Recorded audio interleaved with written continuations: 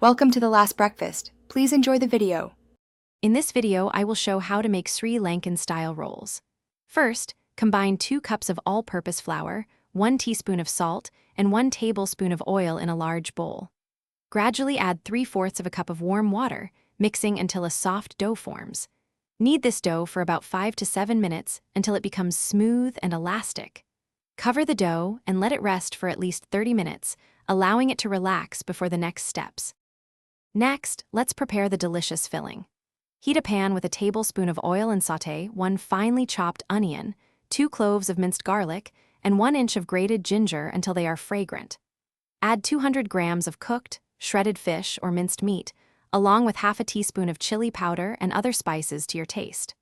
Stir in 1/4 of a cup of coconut milk and cook until the mixture thickens, ensuring all flavors meld beautifully.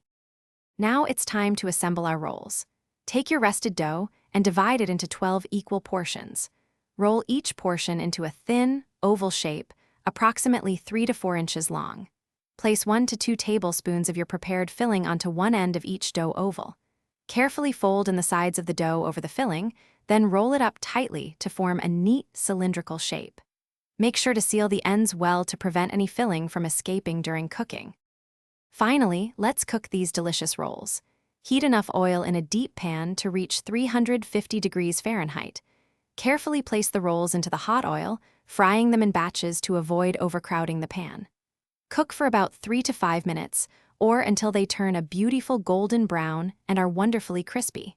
Serve them warm with your favorite chutney or sauce. Don't forget to check the description for a link to the new Kindle Paperwhite and other great deals. Thanks for watching. If this was helpful, leave a like and consider subscribing. See you next time.